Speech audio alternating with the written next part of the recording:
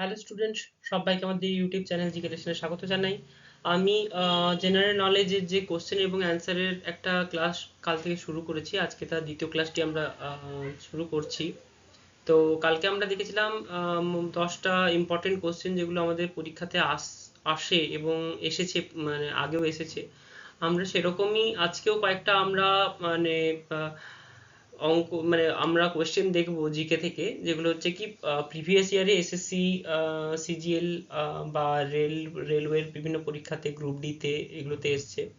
তো চলো আমি তোমাদেরকে দেখাচ্ছি কোশ্চেনগুলো এবং কোনটি সঠিক উত্তর হবে সেটিও আমি বলবো এবং বিস্তারিত ব্যাখ্যাও দেবো। তো যারা 1 নম্বর ভিডিওটা দেখোনি তারা প্লিজ গিয়ে দেখে নাও এবং তোমরা খাতা পেন নিয়ে বসে পড়ো, নোট ডাউন করে নাও, তাহলে কিন্তু তোমাদেরও সুবিধা হবে। তো চলো স্টার্ট করি। তো দেখো, আমাদের প্রথমে যেটা রয়েছে সেটা হচ্ছে কি এসএসসি সিজিএল 2019-এ এসছে কোশ্চেনটা, যে হচ্ছে মানবদেহের সবচেয়ে বড় গ্রন্থি কোনটি। এখানে অপশন আছে অগ্নাশয়, যকৃৎ, থাইরয়েড, লালাগ্রন্থি। তো এটার সঠিক উত্তরটা হবে যকৃৎ বা লিভার, সেটি হচ্ছে মানবদেহের সবচেয়ে বড় গ্রন্থি। তো এটির কাজ কি? যকৃতের কাজ হচ্ছে পিত্তরস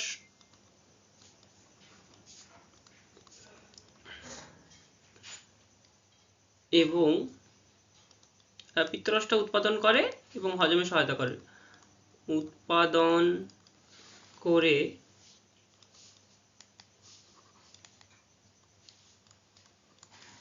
হজমে সহায়তা করা।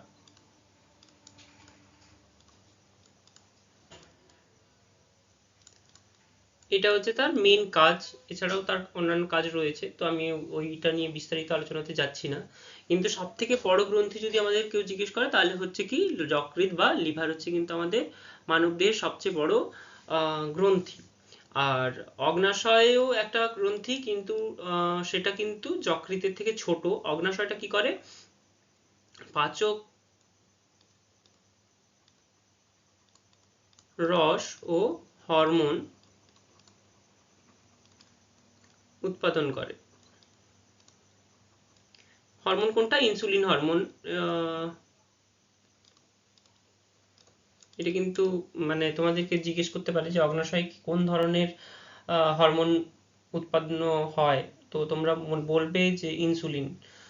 আমরা তো জানি না কখন কোনখান থেকে কি ধরনের প্রশ্ন দেবে, তাই আমি সব যতটুকু জানি তোমাদেরকে বলার চেষ্টা করছি, তোমরা নোট ডাউন করে নিতে পারো। আচ্ছা, থাইরয়েডও হচ্ছে একটা ছোট্ট গ্রন্থি যেটা হচ্ছে কি বিপাক ক্রিয়া নিয়ন্ত্রণ করে।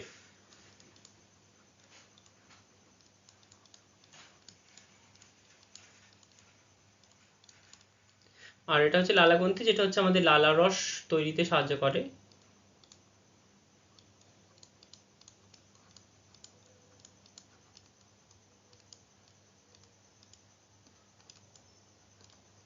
এটা মুখের মধ্যে থাকে। তো এই হলো আমাদের 4টি গ্রন্থি নিয়ে যেটা ছিল, সেটা কোশ্চেনটা আমি পুরোটাই তোমাদেরকে সলভ করে দিলাম। তো চলো নেক্সট প্রশ্নটা আমি দেখি। দেখো কি বলেছে, পলাশির যুদ্ধ কত সালে সংঘটিত হয়। এটা মানে ইতিহাসের খুবই সোজা একটা প্রশ্ন, যেটা আমাদের আরআরবি এনটিপিসিতেও পড়েছিল 2016 সালে। দেখো এটার অ্যান্সার হবে কিন্তু 1757। 1757 সালে আমাদের পলাশির যুদ্ধ হয় সিরাজউদ্দৌলার সাথে ইংরেজদের। তো এর পরেই কিন্তু আমাদের মানে 200 বছর ভারতবর্ষকে শাসন করার সুযোগ পায় ইংরেজরা। এটা হয়েছিল একমাত্র মির্জাফরের কারণেই। তো তার একটু মানে ব্রিটিশদেরকে হেল্প করার কারণেই কিন্তু আমাদের এই পলাশির যুদ্ধ হয়েছিল এবং তার পরিণতি আমাদের 1947 সাল পর্যন্ত ভোগ করতে হয়েছে। তো সেটা নিয়ে আমি আর কিছু বলছি না। তো মনে রাখবো, পলাশির যুদ্ধ হয়েছিল 1757। 1764-তে হয়েছিল বক্সারের যুদ্ধ। বক্সারের যুদ্ধ। আচ্ছা, 1776টা হচ্ছে আমেরিকা যুক্তরাষ্ট্র হিসেবে পরিচিতি লাভ করে, মানে স্বাধীনতা পায় আর কি। আমেরিকা স্বাধীনতা পায়, যুক্তরাষ্ট্র হিসেবে পরিচিতি পায়, স্বাধীনতা লাভ করে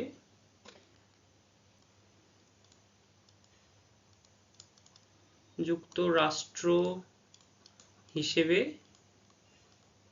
পরিচিতি পায়।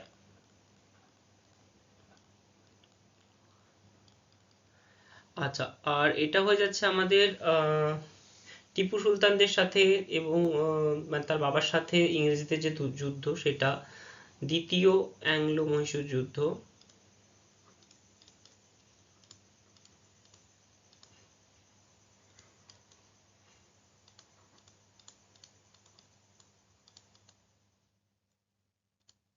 এটা কিন্তু আমাদের 1782 সালে হয়েছিল। তো এই গেল আমাদের চারটি সাল, যেটা পলাশির যুদ্ধ, এটা প্রথম অ্যান্সার হচ্ছে পলাশির যুদ্ধ।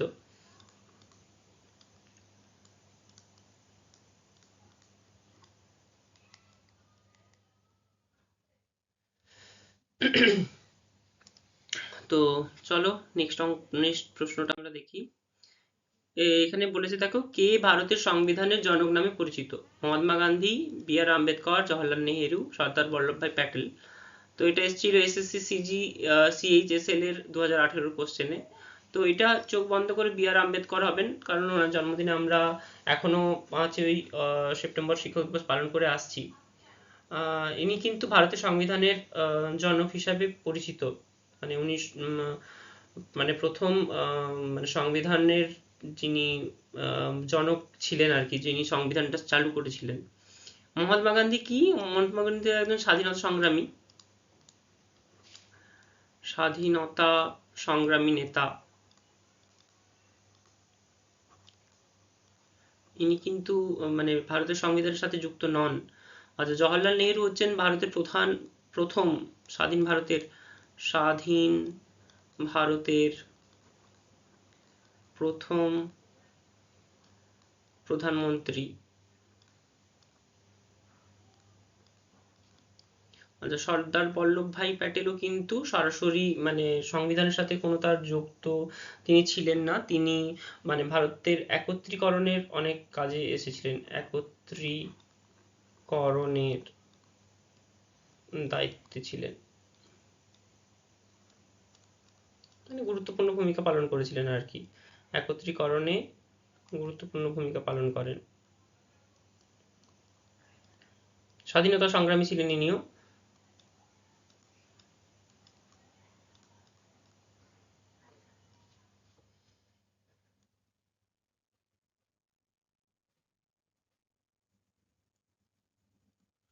আচ্ছা, এই হলো আমাদের চারজনের নাম। তো এটা তো রং অ্যান্সার, এটা বি আর আম্বেদকরই আমাদের কিন্তু স্বাধীনতা সংগ্রামের সাথে মানে স্বাধীনতা মানে সংবিধানের জনক।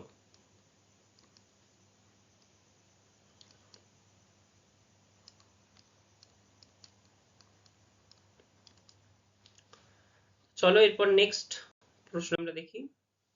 কোন গ্রহকে লাল গ্রহ বলা হয়? এটা চোখ বন্ধ করে আমাদের মঙ্গল গ্রহ হবে, কারণ তার রংটা দূর থেকে লাল দেখায়, তাই জন্য আমাদের হচ্ছে কি আহ লাল গ্রহ বলা হয়। এটা হচ্ছে লাল গ্রহ। আর বলো তো আমাদের কোন গ্রহকে নীল গ্রহ বলা হয়? বা পৃথিবীকে আমাদের কি বলা হয়? পৃথিবীকে কিন্তু আমাদের নীল গ্রহ বলা হয়, কারণ হচ্ছে কি পৃথিবীর 3 ভাগ জল 1 ভাগ স্থল, আমরা ছোটবেলাতেই পড়েছি। তো দূর থেকে ওই জন্য ওই জলগুলোকে নীল রঙের দেখায় বলে, তাই জন্য একে নীল গ্রহ বলা হয়। আর একে লাল গ্রহ বলা হয়, মঙ্গলকে লাল গ্রহ। বৃহস্পতি হচ্ছে কি সৌরজগতের সবচেয়ে বড় গ্রহ, কিন্তু নীল রঙের নয়।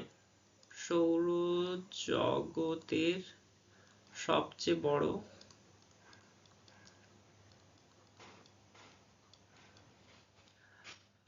গ্রহ। আর শুক্রটা হচ্ছে কি সৌরমণ্ডলেরই একটা গ্রহ, যেটা হচ্ছে কি শুকতারা নামে আমরা পরিচিত। মানে সন্ধ্যাবেলায় এবং ভোরবেলায় দেখা যায়, ওই জন্য এটিকে শুকতারা বলা হয়। কিন্তু এটিও মানে নীল লাল রঙের নয়, এটা শুকতারা বলা হয়। তোমাদেরকে জিজ্ঞেস করতে পারি শুকতারা নামে পরিচিত কোন গ্রহ? তো আমি ওই জন্য শুকতারাটা লিখে দিলাম। এটা সন্ধ্যাবেলাতেও দেখা যায় এবং ভোরবেলাতেও দেখা যায়। তো চলো এরপর নেক্সট প্রশ্নটা আমরা দেখি। দেখো এখানে কি বলেছে, যে চিপকো আন্দোলন খুব ভেরি ভেরি ইম্পর্টেন্ট একটা প্রশ্ন। এটা কিন্তু আমাদের দেখো এসএসসি সিজিএল এর 2017-তে একটা এসেছিল। এটা হচ্ছে কিন্তু দেখো অপশনগুলো দিয়েছে: বন্য প্রাণী সংরক্ষণ, বন সংরক্ষণ, নদী পরিশোধন এবং দুর্নীতি বিরোধী আন্দোলন। এটা কিন্তু আমাদের অপশন বি হয়ে যাবে উত্তর, বন সংরক্ষণ। বন্য প্রাণী সংরক্ষণটা তো বন্য প্রাণীদের বাঁচানোর জন্য, ওটা নয়, এটা চিপকো আন্দোলনের সাথে যুক্ত নয়। বন সংরক্ষণটাই চিপকো আন্দোলনের সাথে যুক্ত। 1973 সালে কিন্তু এটি প্রথম আমেদাবাদে উত্তরাখণ্ডে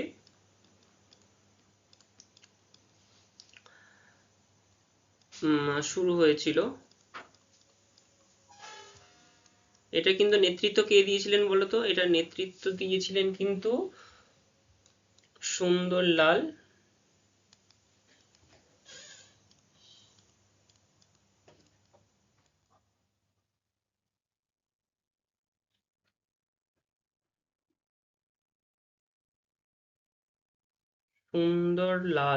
বহুগুণা।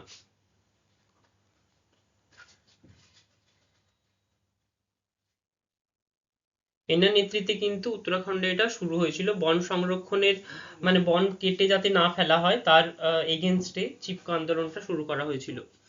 আচ্ছা, এখানে বলি আমি একটা নদী পরিশোধনের সাথে যদি তোমাদের জিজ্ঞেস করে যে কোন মানে আন্দোলনটি যুক্ত, সেটা বলবে তোমরা নমানি গঙ্গে।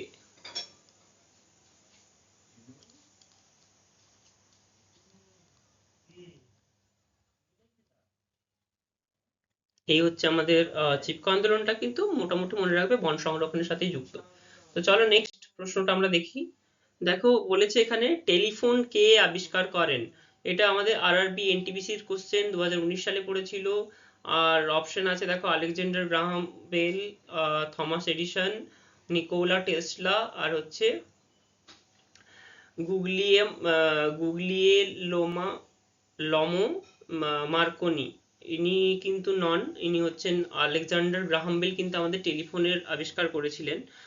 তো এটা কত সালে উনি করেছিলেন? 1876 সালে কিন্তু উনি প্রথম টেলিফোন আবিষ্কার করেন। তো এটা কিন্তু তোমাদের সালটা মনে রাখতে পারলে খুব ভালো হয়, যে তোমরা খাতায় নোট ডাউন করে নাও। আচ্ছা, থমাস এডিসন করেছেন কি? বৈদ্যুতিক বাল্ব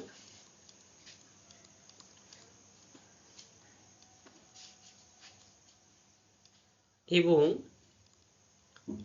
ফোনোগ্রাফ।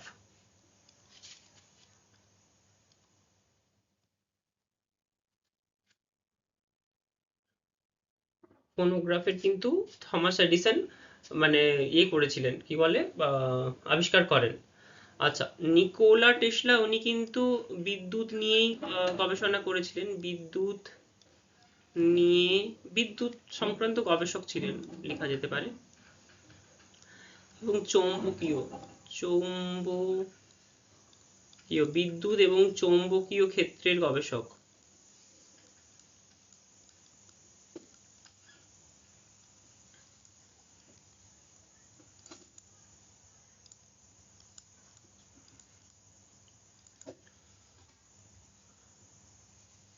আর ইনি হচ্ছেন মার্কনি, ইনি হচ্ছেন রেডিও যোগাযোগের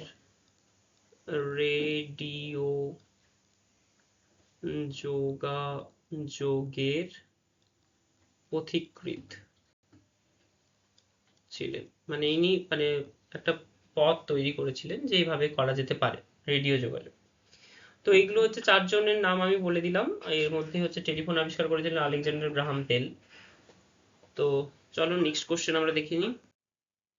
অস্ট্রেলিয়ার রাজধানীর নাম কি? এটা খুব ইম্পর্টেন্ট একটা কোশ্চেন, এসএসসি সিএসএল 2019-এর একটা কোশ্চেন ছিল। প্রত্যেকটাই কিন্তু আমাদের অস্ট্রেলিয়ার মধ্যে পড়ছে। এটি হচ্ছে সিডনি, এটি অস্ট্রেলিয়ারই একটা মানে শহর, খুব বড় শহর, কিন্তু এটি মানে রাজধানী শহর নয়। আচ্ছা, এটার সঠিক উত্তরটা যেটা হবে সেটা হচ্ছে ক্যানবেরা। কিন্তু এই যে মেলবোর্ন, এটা কিন্তু একটা সময় অনির্দিষ্টকালের জন্য কিন্তু এটা মানে 1913 সালে আগে এটি অস্থায়ী রাজধানী ছিল।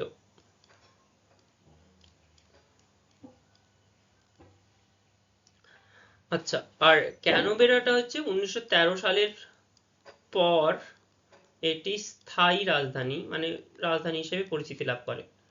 রাজধানী।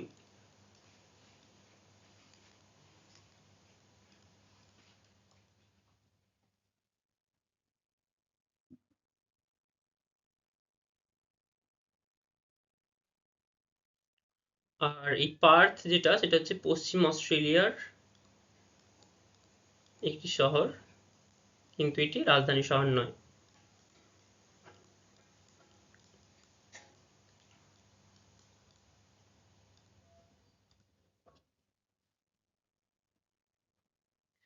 এটিও কিন্তু অস্ট্রেলিয়ার মানে বড় শহর।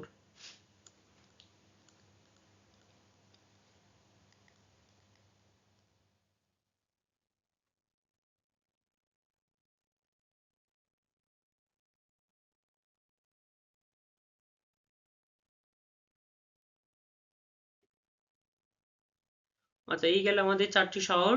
কিন্তু রাষ্ট্র মানে মাথায় রাখবে যে অস্ট্রেলিয়ার রাজধানী হচ্ছে কিন্তু ক্যানবেরা। তো চলো নেক্সট একটা দেখি আমরা কোশ্চেন।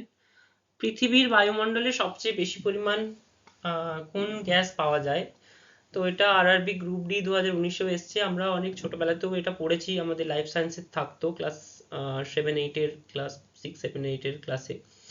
তো আমরা জানি, কিন্তু অনেকেই হয়তো মানে ভাবতে পারো যে অক্সিজেন হবে, অক্সিজেন কিন্তু হবে না। আমাদের নাইট্রোজেন কিন্তু সব থেকে বেশি মানে পরিমাণে বায়ুমণ্ডলে রয়েছে, যেটা হচ্ছে কি 78%।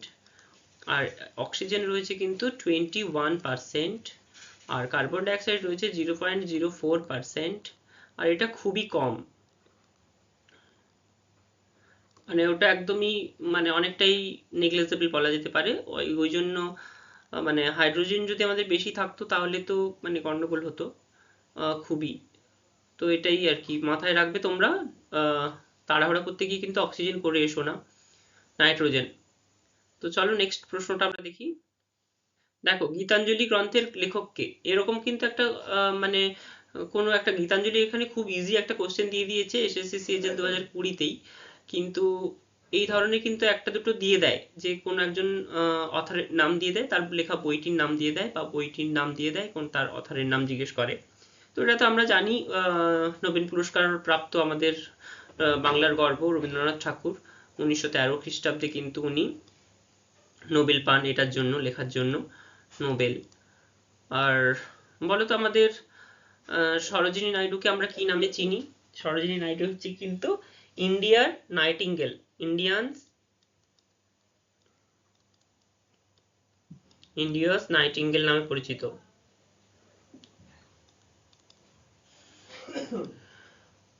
নামে পরিচিত। আচ্ছা, আনন্দমঠের আনন্দমঠ আনন্দমঠ আর বন্দে মাতরমের রচয়িতা কিন্তু ইনি, বন্দে মাতরম, ইনি হচ্ছেন বঙ্কিমচন্দ্র হচ্ছেন রচয়িতা। আচ্ছা, আর অরবিন্দ ঘোষ হচ্ছেন একজন দার্শনিক বলা যেতে পারে, উনি কোনো কবি নন, দার্শনিক এবং স্বাধীনতা সংগ্রামী বলা যেতে পারে। আচ্ছা, এই হলো আমাদের 4 জনের নাম। কিন্তু গীতাঞ্জলিটা আমাদের নোবেল পুরস্কার, গীতাঞ্জলির জন্য রবীন্দ্রনাথ ঠাকুরই নোবেল পুরস্কার পেয়েছিলেন, এটা আমরা জানি। তো চলো নেক্সট প্রশ্ন আমরা দেখি। দেখো কি বলেছে, যে বিশ্বের দীর্ঘতম নদী কোনটি? এটা একটু ট্রিকি কোশ্চেন থাকে অনেক জায়গায়। দুটো নদীর নামই থাকবে তোমাদের অপশনে, অবভিয়াসলি আমাজন এবং নীলনদ। এবারে এটি হচ্ছে, নীলনদটি হচ্ছে আমাদের দীর্ঘতম নদী, আর অ্যামাজনটা হচ্ছে বৃহত্তম। এটা হয়ে যাচ্ছে আমাদের বৃহত্তম, মানে বেশি জল এখানে কিন্তু মানে থাকে, বেশি জল। আর এটা হচ্ছে দীর্ঘতম, এটা হচ্ছে বিশ্বের, এটাও বিশ্বের। আচ্ছা, এটা হচ্ছে কি এটা হচ্ছে চীনের বৃহত্তম, ইয়াংজি নদী, চীনের বৃহত্তম নদী, সরি। আর মিসিসিপি কার? মিসিসিপি হয়ে যাচ্ছে আমাদের উত্তর আমেরিকার দীর্ঘতম নদী।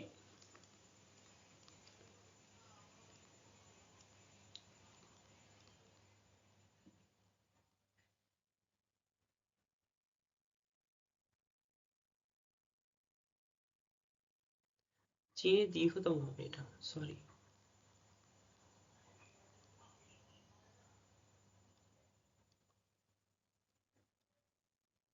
এটা হচ্ছে আমাদের এই 4টে নদীর মধ্যে নীল নদটাই কিন্তু আমাদের হয়ে যাচ্ছে দীর্ঘতম। এবারে আমি যদি এই দুটো নদীর মধ্যে মানে কত প্রায় মানে দৈর্ঘ্যটা আমরা যদি আলোচনা করি, প্রায় হয়ে যাচ্ছে আমাদের অ্যামাজনটা 6400 কিমি, আর এটা হয়ে যাচ্ছে আমাদের, সরি এটা নয়, নীলনদটা হয়ে যাচ্ছে 6650 প্রায় কিমি দূর পর্যন্ত বিস্তৃত। তাই আমরা বলতে পারি দীর্ঘতম হচ্ছে আমাদের এটা নীলনদ। তো আশা করি তোমাদের ক্লাসটি আজকে ভালো লাগলো। যারা যারা আমাদের ক্লাস শেষ পর্যন্ত দেখলে তাদের উদ্দেশ্যে জানাই থ্যাংক ইউ। এভাবেই পাশে থাকো এবং আমাদের ভিডিওগুলি দেখতে থাকো, এবং আমরা চেষ্টা করছি তোমাদের জন্য নতুন নতুন যে মানে প্রশ্ন যেগুলো আমাদের পুরনো পরীক্ষাতে এসছে, সেভাবে আমি আজকে যেরকম দেখালাম প্রত্যেকটাই তোমাদের এক্সামে এসছে, প্রিভিয়াস এক্সামে। তো সেভাবেই আমি চেষ্টা করব ভবিষ্যতেও এই ধরনের যেগুলো জিকে তোমাদের আসে পরীক্ষাতে সেগুলো দেখানোর। তো তার জন্য চ্যানেলটিকে সাবস্ক্রাইব করে রেখো, পাশে থাকা বেল আইকনটি ক্লিক করে রেখো। দেখা হচ্ছে নেক্সট ভিডিওতে। পারলে যদি ভালো লাগে চ্যানেলটি মানে ওই ভিডিওগুলিকে শেয়ার করে দিও ভাই বোনদের মধ্যে এবং নিজেদের বন্ধু বান্ধবদের মধ্যেও। দেখা হচ্ছে নেক্সট ভিডিওতে। Bye bye.